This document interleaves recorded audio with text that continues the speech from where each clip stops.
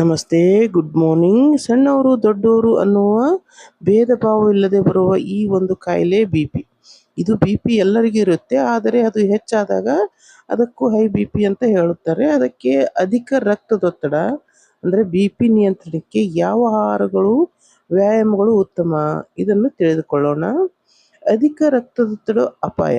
ಅಧಿಕ ರಕ್ತದೊತ್ತಡ ಹೃದಯಾಘಾತ, ಪಾರ್ಶ್ವವಾಯು, ಮೂತ್ರಪಿಂಡದ ಹಾನಿಯು ಅಪಾಯ ಹೆಚ್ಚಿಸುತ್ತದೆ. ಆದರೆ ಜೀವನ ಶೈಲಿಯ ಬದಲಾವಣೆಗಳು ಮತ್ತು ಆಹಾರ ಕ್ರಮದ ಬದಲಾವಣೆಗಳಿಂದ ಅಧಿಕ ರಕ್ತದೊತ್ತಡವನ್ನು ತಗ್ಗಿಸಬಹುದು. ಹೈ ಬಿ.ಪಿ ಕಾರಣಗಳು: ಬೊಜ್ಜು, ಮದ್ಯಪಾನ, ಧೂಮಪಾನ, ಕುಟುಂಬದ ಇತಿಹಾಸ, ಜಡ ಜೀವನ ಶೈಲಿಯಂಥ ಕೆಲವು ಅಂಶಗಳು ಅಧಿಕ ರಕ್ತದೊತ್ತಡಕ್ಕೆ ಕಾರಣವಾಗುತ್ತವೆ.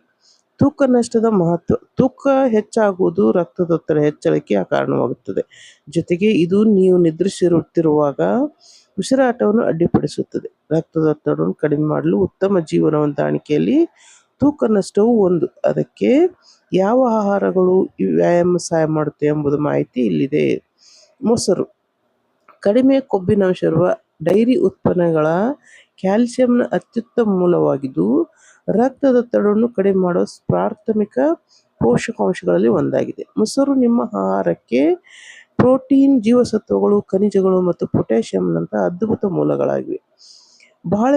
ಬಾಳೆಹಣ್ಣಿನಲ್ಲಿನ ಪೊಟ್ಯಾಷಿಯಂ ಸಮೃದ್ಧಿಯಾಗಿದೆ. ಪೊಟ್ಯಾಷಿಯಂ ಕೊರತೆ ಇರುವ ಆಹಾರಗಳು ಅಧಿಕ ರಕ್ತದೊತ್ತಡಕ್ಕೆ ಸಂಬಂಧಿಸಿವೆ ಎನ್ನುತ್ತವೆ ಕೆಲವು ಸಂಶೋಧನೆಗಳು. ಹೀಗಾಗಿ ಬಾಳೆಹಣ್ಣಿನಂಥ ಪೊಟ್ಯಾಷಿಯಂ ಸಮೃದ್ಧ ಆಹಾರಗಳು ರಕ್ತದೊತ್ತಡವನ್ನು ನಿಯಂತ್ರಿಸಲು ಅತ್ಯುತ್ತಮವಾಗಿವೆ. ಬೆರ್ರಿಗಳು. ಬೆರ್ರಿ ಹಣ್ಣುಗಳಲ್ಲಿ ಹೇರಳವಾಗಿರುವ ನೈಟ್ರಿಕ್ ಆಕ್ಸೈಡ್ ಇರುತ್ತವೆ. ಇದು ರಕ್ತದ ಹರಿವನ್ನು ಉತ್ತೇಜಿಸುವ ಮೂಲಕ ರಕ್ತದೊತ್ತಡವನ್ನು ಕಡಿಮೆ ಮಾಡುತ್ತೆ ಎಂದು ಹೇಳಲಾಗುತ್ತೆ. ಎಲೆ ಸೊಪ್ಪುಗಳು. ಎಲೆ ಸೊಪ್ಪುಗಳು ಮ್ಯಾಗ್ನೀಷಿಯಂ ಮತ್ತು ಪೊಟ್ಯಾಷಿಯಂನಂಥ ಉತ್ತಮ ಮೂಲಗಳಾಗಿವೆ.